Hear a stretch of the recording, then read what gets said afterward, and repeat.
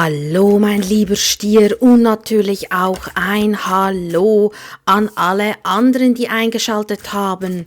Lieber Stier, herzlich willkommen auf meinem Kanal Vika Stern. Ich hoffe, euch geht es allen gut. Wir schauen uns heute deine aktuellen Energien an. Das heißt, was liegt so ein bisschen für dich bereit? Was möchte sich dir zeigen? Wo darfst du hinschauen? Lieber Stier, denk daran, das ist eine allgemeine Legung, das heißt, nicht jede Botschaft wird wahrscheinlich für dich sein, ist auch völlig in Ordnung, biege nichts zurecht, hör da ganz, ganz fest auf deine innere Stimme, sie leitet dich, sie führt dich. Falls du dich für das Thema Karma und auch Lebensaufgaben interessierst, folge mir doch gerne auf Instagram oder auch auf TikTok. Dort teile ich immer wieder mal mein Wissen und vor allem auf Instagram mache ich auch regelmäßig wieder Impulse-Readings. Das heißt, ich fange demnächst wieder an. Das heißt, alle 2 Wochen gibt es in der Story kostenlose Impulse-Readings, einfach zu einem Thema, wo ich dann einige Personen herauspicke und dann einen Impuls teile. Ja, lieber Stier, dann würde ich sagen, starten wir doch. Eine Karte, die kam schon, die behalten wir noch. Wir schauen mal weiter. Lieber Stier, was ist zurzeit wichtig für dich zu wissen und zu hören? Lieber Stier, was ist wichtig für dich? Lieber Stier, hier haben wir das Stopp, schauen wir mal. Wir haben einmal sei dienstfertig und das Abenteuer. Die Karte möchte dir ganz klar sagen, mach dich bereit. Ich weiß nicht, entschuldigt, ich bin immer noch etwas erkältet.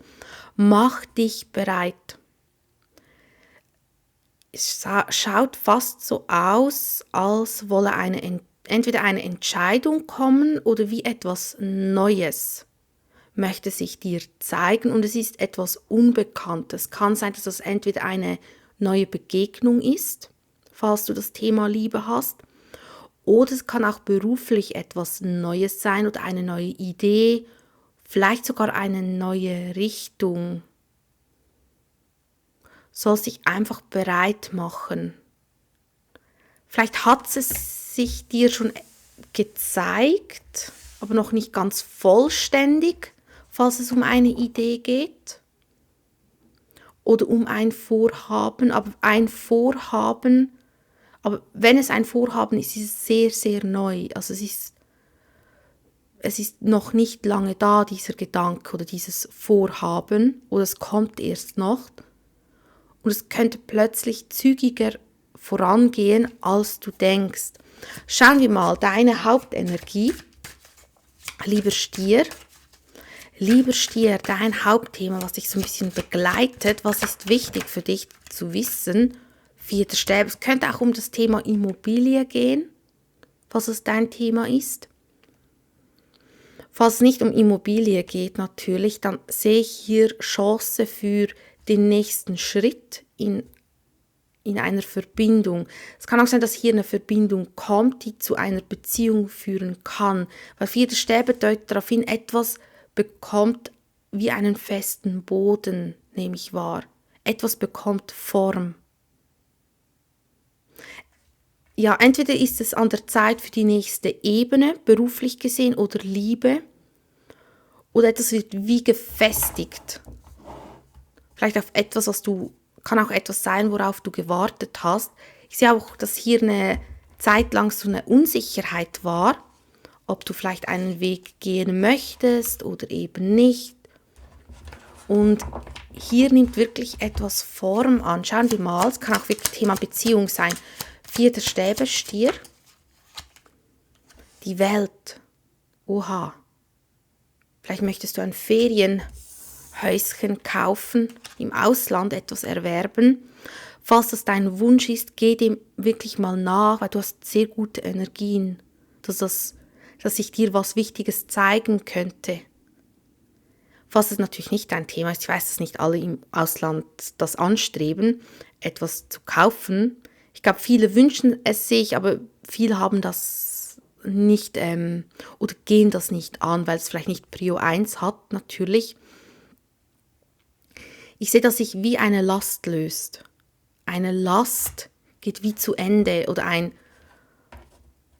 Problem löst sich. Irgendetwas, was sehr lange schwer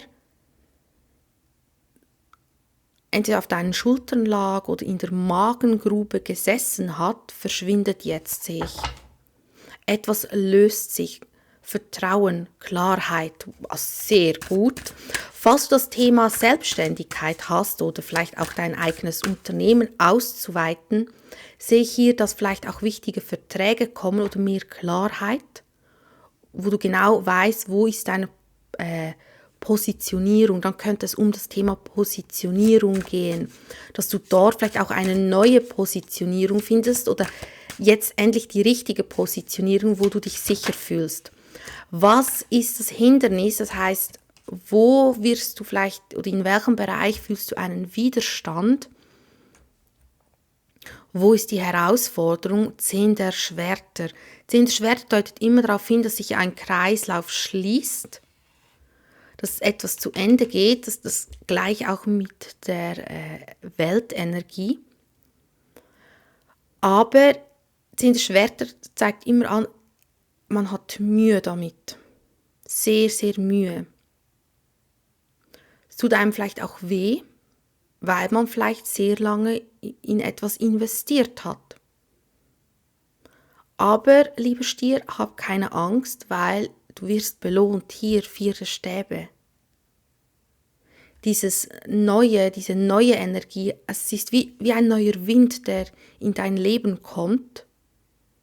Vielleicht spürst du auch, dass etwas kommen möchte und das gibt dir Halt. Und diese Karte fordert dich eigentlich auf, dass du wirklich mit etwas abschließen darfst.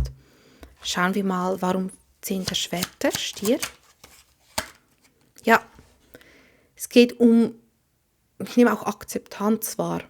Akzeptanz und dass man eine Entscheidung aussprechen kann und leben kann. Vielleicht Akzeptanz, dass vielleicht eine Verbindung nicht zu einem gehört, dass man sich wie befreien darf, damit eine neue Begegnung auch kommen darf. Das war jetzt nur ein Beispiel. Es kann auch sein, dass es um einen Beruf geht oder um eine Anstellung, aus der man vielleicht mehr erhofft hatte oder man hatte sehr klare Ziele und jetzt zeigt sich das vielleicht geht es doch in eine andere Richtung. Was kommt sonst noch auf dich zu, lieber Stier? Lieber Stier, hier haben wir noch das Stopp. Was kommt sonst noch auf dich zu? 4 der Münzen, sehr fokussiert, nehme ich wahr.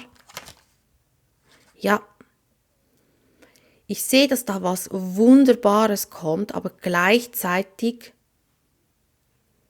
ist es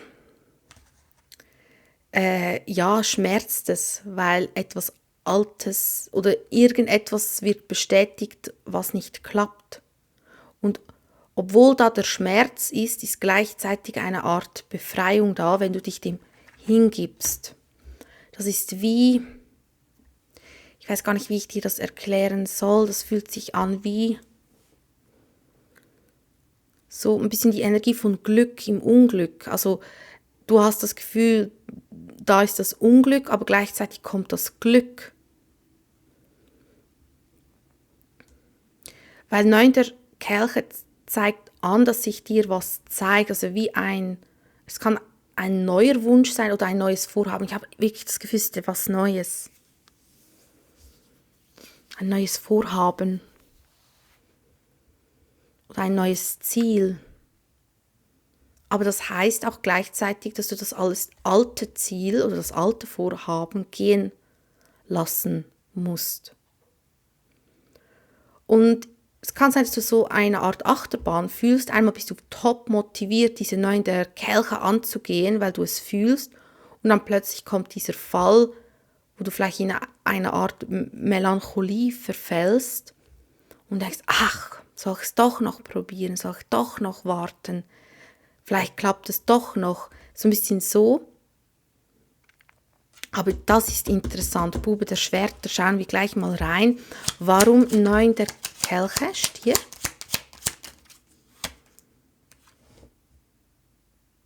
Ja, hier kommt eine ganz neue Energie. Kann eine neue Liebe sein, eine neue Begegnung. Oder es ist eine Art neuer Wind, der weht. Irgendein neuer Wind kommt bei dir ganz, ganz stark durch. Ich habe auch das Gefühl, es ist an der Zeit für diesen neuen Wind. Was auch immer dieser Wind ist. Schauen wir mal, warum 5 der Kelche. Warum die 5 der Kelche? Die nehmen wir, die nicht. Vielleicht auch so ein bisschen Mittelweg finden, dass dir das schwer fällt. Ja, ich sehe schon, es fällt dir schwer, irgendetwas zu verlassen oder zu verändern. Vielleicht auch einen Glaubenssatz zu verändern oder wie etwas loslassen. Es fällt dir schon schwer. Weil vielleicht hast du das Gefühl, es noch nicht auf, oder vielleicht hast du das Gefühl, es ist wie aufgeben. Aber es ist nicht aufgeben. Lieber Stier, es ist nicht aufgeben. Weil, weißt du, manchmal ist es wirklich so, dass gewisse Kapitel in unserem Leben nur kommen, um uns wie vorzubereiten für unser richtiges Kapitel. Es hört sich vielleicht etwas doof an, aber ich hoffe, du weißt, was ich meine. Um dich darauf vorzubereiten, dass du den Horizont erweitern kannst, was du vielleicht auch brauchst für dieses geniale neue Kapitel. Vielleicht brauchst du dann eben viele Erfahrungen, damit du das neue Kapitel überhaupt starten und anfangen kannst. Und es scheint so, dass hier wirklich das Neue liegt da, zum Greifen nah, aber dennoch ist hier eben dieser Blick zurück. Nostalgie, Melancholie, ein bisschen so. Aber was ist denn der Bube der Schwerter? Es kann sein, dass dir da jemand ein bisschen auf die Finger schaut, ein bisschen schaut, was du tust, dich beobachtet oder du beobachtest jemand. Es fühlt sich auch an, oder du hast das Gefühl, als wolle man dich vielleicht nicht freigeben oder sei das Kunden, die dich nicht freigeben wollen, Arbeitgeber oder andere Umstände. Und vielleicht suchst du nach Lösungen, wie kannst du dich befreien? Weil es geht wirklich, hier siehst du schon wieder 10 der Schwerter, es geht um diese 10 der Schwerter und das hast du ja als Herausforderung. Vielleicht auch etwas Neues lernen. Vielleicht erhoffst du dir auch, wenn du etwas Neues lernst, dass du dich dann von dieser Kette befreien kannst. Also wenn du eine Weiterbildung machst und diese Weiterbildung hat mit 9 der Kelche zu tun, dann tu es unbedingt. Weil hier ist das Schicksalsrad, seinen Weg finden, seinen eigenen Weg finden oder den Seelenpartner finden. Also sehr, sehr spannend. Ich habe auch das Gefühl, es ist eine wichtige Zeit, die hier kommt, weil es scheint so, als würde eben dieser neue Wind kommen und eine Art Wendung möchte wie aktiviert werden, aber es kann noch nicht 100%ig aktiviert werden, erst wenn du diese 9 Kelche wirklich angenommen hast. Wenn du das akzeptiert hast, dass diese 9 Kelche zu dir gehören und nicht diese 5 Kelche. Und lass dich da nicht stressen, weil also wenn du ganz stark die Stierenergie lebst, Stiermenschen brauchen etwas länger als andere. Das ist normal, vor allem wenn es um das Thema Komfortzone verlassen geht, wenn es um das Thema Traditionen durchbrechen geht oder Glaubenssätze zu durchbrechen. Du bist ein Erdzeichen und Stier ist wirklich sehr langsam zu diesem Thema eigentlich und da darfst du dir wirklich Zeit nehmen. Ist auch eine deiner Lernaufgaben, dieses Loslassen, dieses Erkennen und Akzeptieren, dass ein Ort vielleicht nicht mehr zu dir gehört oder ein Thema oder ein Ziel, dass sich ein neues Ziel zeigen darf. Schauen wir mal, was ist denn der Rat, Stier? Ja, das ist ganz schön, die Liebenden. Ich weiß, es klingt immer so einfach, entscheide aus dem Herzen, aber manchmal haben wir so viel im Kopf, dass es uns sehr, sehr schwer fällt. Darum Erdung, Geist leeren, den Kopf frei bekommen. wirklich frei bekommen, damit du besser ins Fühlen kommst, was ist wirklich für dich. Die Karten raten dir, auch wenn du zwischen zwei Welten stehst oder zwischen zwei Menschen, entscheide, es ist an der Zeit, dass du jetzt die Entscheidung triffst in diesem Jahr. Was liegt im Schatten? Oder wo darfst du ein bisschen mehr hinschauen? Wo darfst du ein bisschen mehr hinschauen, vielleicht auch Beachtung schenken? Wir haben 6 der Münzen und König der Schwert, also hier wirklich mehr Gleichgewicht haben. Schon strategisch vorwärts gehen, aber nicht nur verkopft, ganz, ganz wichtig, weil wir haben ja hier das Herz. Also nicht nur nach dem Kopf handeln und mehr die Balance halten, also Balance auch zwischen Kopf und Herz. Und auch zwischen Geben und Nehmen, also nicht nur, oder Stier im Schatten neigt zum Anhäufen. Ich weiß nicht, ob du das weißt, aber Stier im Schatten neigt dazu auch, wie zu viel zu sparen, das wirklich in Richtung Geiz geht.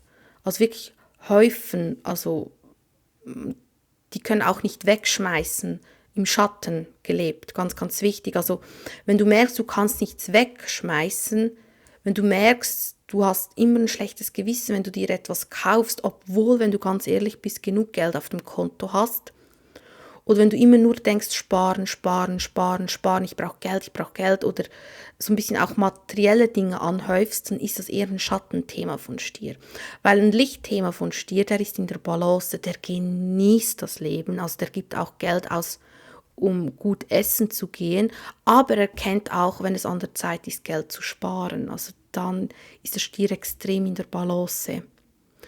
Das einfach so ein bisschen Acht geben, dass du auch noch lebst. Also da wirklich Einnahmen, Ausgaben in der Balance halten. Ja, mein lieber Stier, das waren die Karten. Ich wünsche dir alles Liebe und alles Gute und bis zum nächsten Mal. Ciao.